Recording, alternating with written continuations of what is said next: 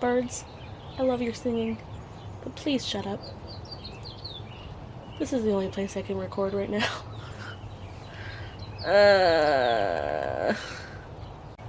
Hello, my name is Dorian, and I use he, him pronouns. I have the big sick. I was gonna make a whole video of my fun vacation that I was gonna have last week, but literally every step was a train wreck, so we decided to come home, and then I instantly got sick. I am recording out here instead of inside because I am constantly overheating because of my sick, and it actually feels kind of nice out here right now. I'm not going to be able to do stuff for my grandma's birthday on Tuesday, so I decided I'm going to do this for her birthday. I haven't been able to see her in 2 years, because she's very much dead. And I thought a nice little thing to make for her is a video of the stuff I used to watch at her house, while holding my Tatooine, because I named it after a Terry Pratchett character, because she absolutely loved Terry Pratchett. Because of the fact that I am sick, and I have had a very bad brain fog the entire week that I have been sick, I'm not entirely sure how coherent this is gonna seem, but I'm gonna try anyway, because I'm going absolutely stir crazy, and I've been wanting to make a video anyway. So here's the video. A list of media I used to watch when I was a kid at my grandma's house. If you see me look over here, it's me looking at my computer for the list, because that's how I remember things. Some of these are going to be really well known, because she just kind of had a really weird mix of things on DVD and VHS. I watched a lot of VHS tapes, though, that she actually kept all the kids' ones in this, like, glass case thing that her TV stand came with, while all her other VHS tapes were, like, at the bottom. And she, for some reason, decided to keep her DVDs in those book sleeves that probably scratched her DVDs, which I guess makes kind of sense because she had a lot of them. That was probably the easiest way she could keep space, but still. But because of that, some of them are really obscure, some of them are well known, just a lot of really random things that she herself liked, that she may not have watched that often, or she did watch often. It's just kind of a mixed bag.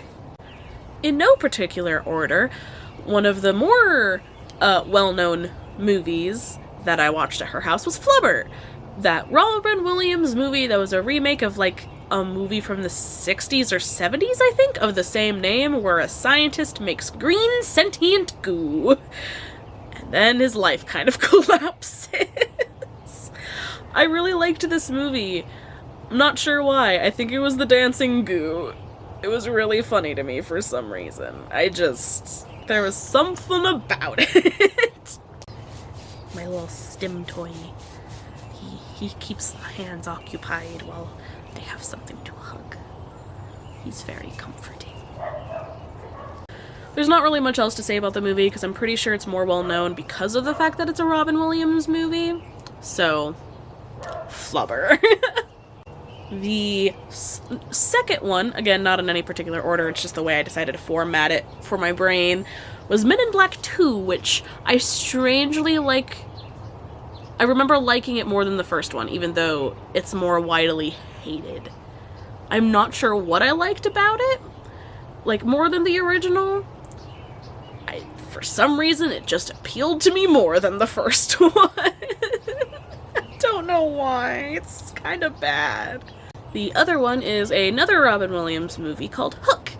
I really liked it because it was adult Peter Pan, and there was just something about it that I really liked. And I always thought the dinner scene with the kids, where all the food was imaginary until it wasn't, I just thought that was neat. I wish things worked like that when I was a kid. It was just neat. It was a neat time. It was fun. The other one is Dark Crystal, which I can tell I'm sick. But the way I wrote this down. Dark Crystal is a Jim Henson puppet movie where a little puppet guy goes to defeat the big puppet guys that are birds, and they go all the time. And then there was, I can't remember already, Clue, which my grandma had on DVD in that really bad book sleeve. And literally, I always thought it was a really fun movie, partially because Tim Curry, because I just loved Tim Curry when I was a kid. And also the fact that I thought it was really cool that the ending is just a compilation of different endings of which scenario it could have been the entire time, and we don't know which it actually was. I just thought that was neat. It was very, very cool to me. And then the last one that's more well known is Willow, which was also on DVD. It's basically Warwick Davis becomes babysitter inadvertently and learns to do magic while trying to keep her safe and babysitting her even though that's not his fucking job. I need some water.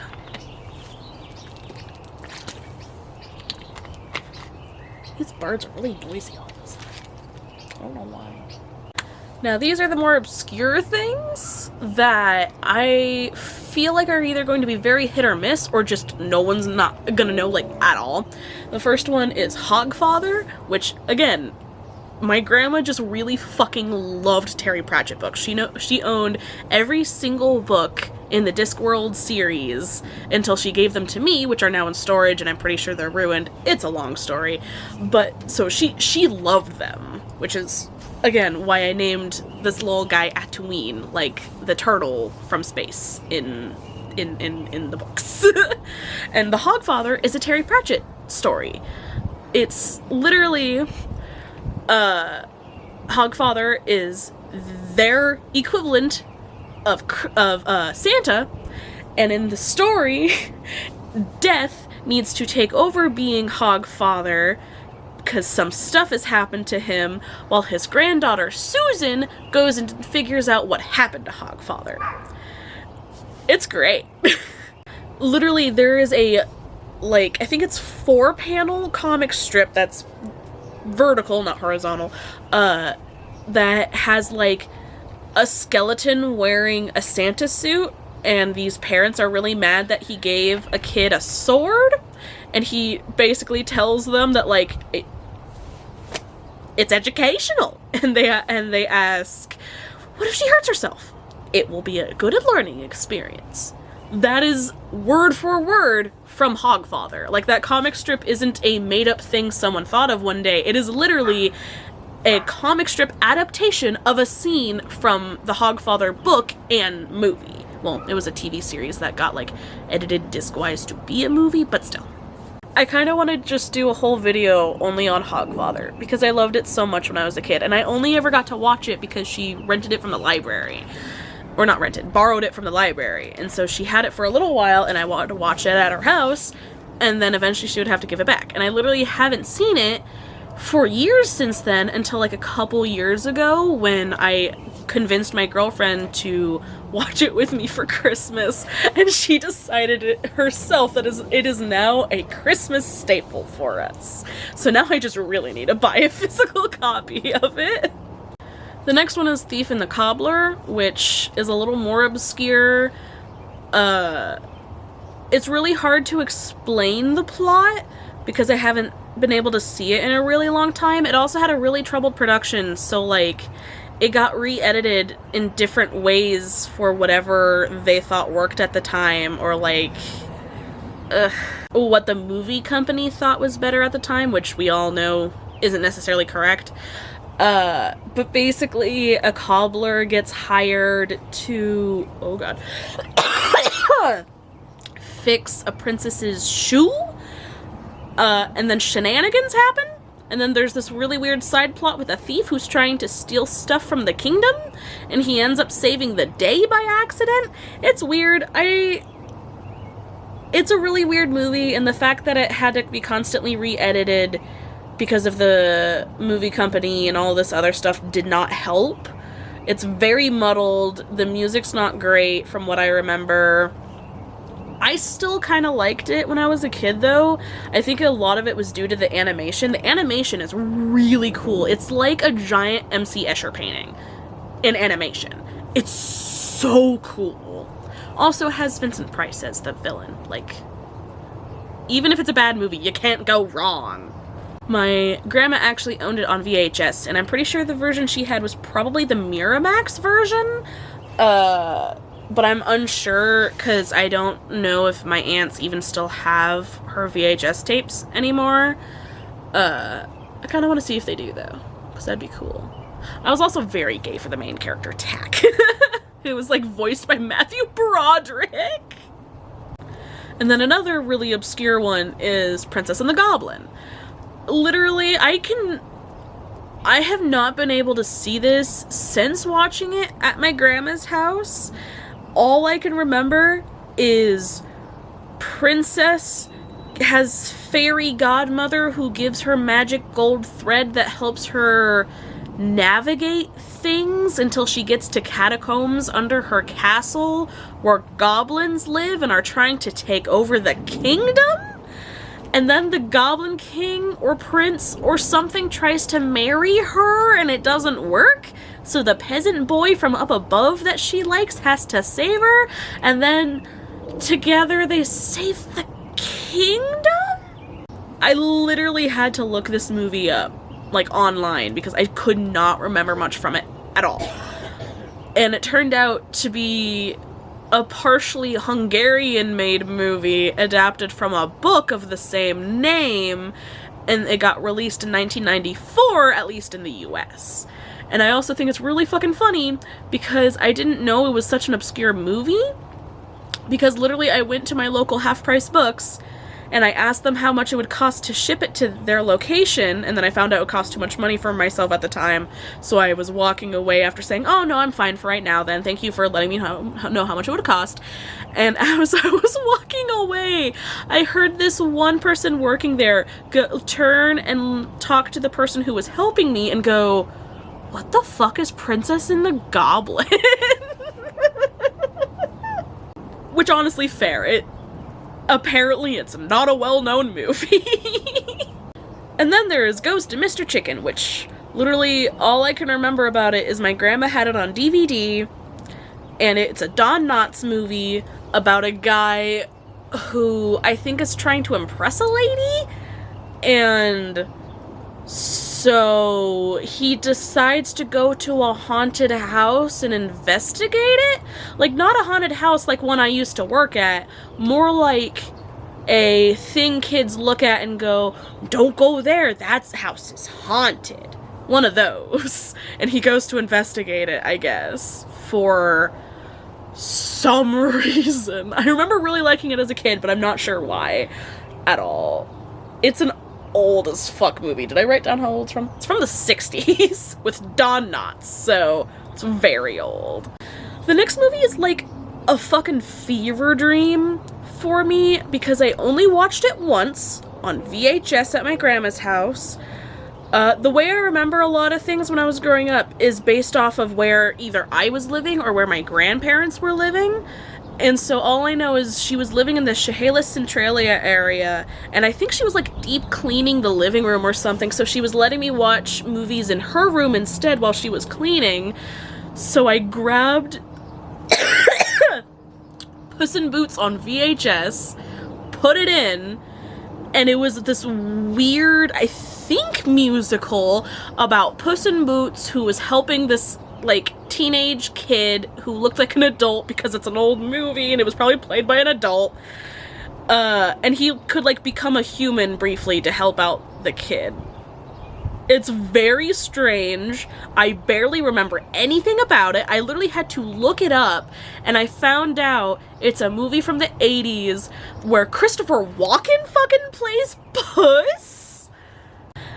And then when I did more research on it, apparently it was made in a series of movies by Canon Films where they just made fairy tale movies. And I actually, at home, had owned another one of their fairy tale movies in the series, which was a version of Beauty and the Beast that was also a musical. And both of these were live action.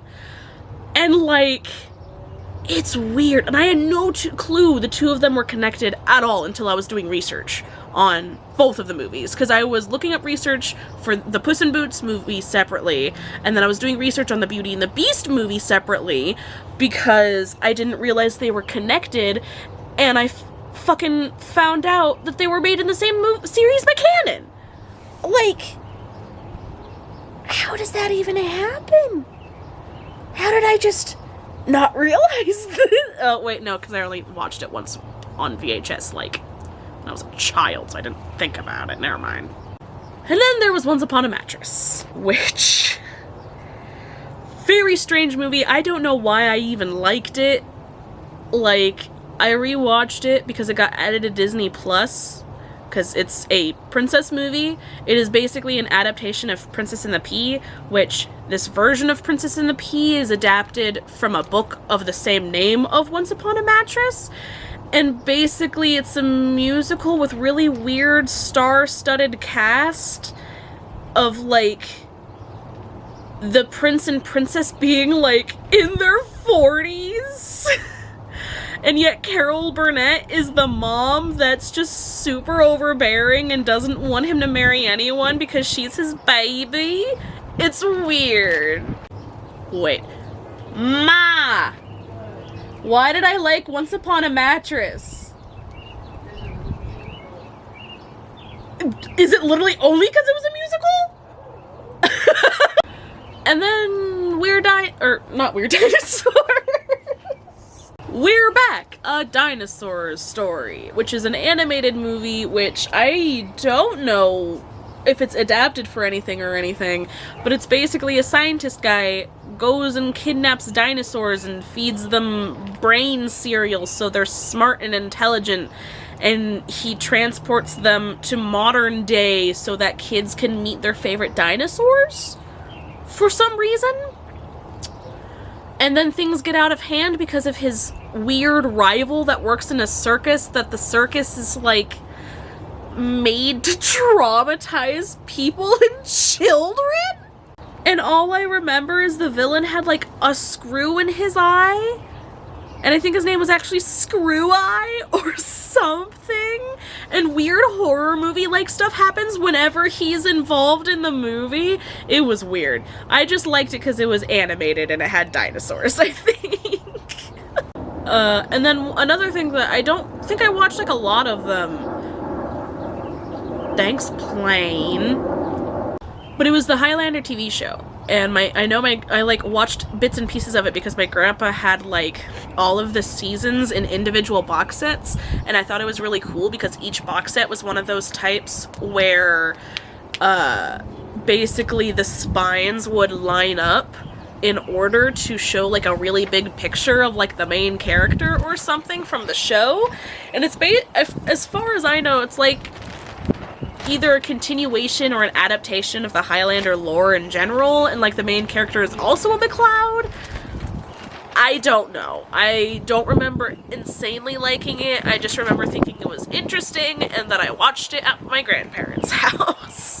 And then the last one that I can, like, vividly remember watching at her house and, like, really enjoying was James and the Giant Peach, which was...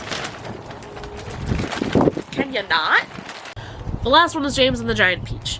It is a live-action and claymation movie about a kid who flees his abusive family, like his aunts, and flees into this giant peach that grew in their front yard, and it ends up rolling away, and he makes friends with the bugs that also lived in there. I really liked it because the claymation was really cool when he does flee with the insects, and the fact that the music was nice, and I really liked the themes of Chosen Family. Anyway, I'm tired of being sick. I hate isolating. Also, Tuesday's gonna be really hard on me because I miss my grandma. So I just wanted to talk about fun movies that I used to watch at her house. She was nice. I miss her. Here's some pictures of her in various stages of life. Stay safe in life. Don't get sick like I did. Well, like we did. And watch weird movies.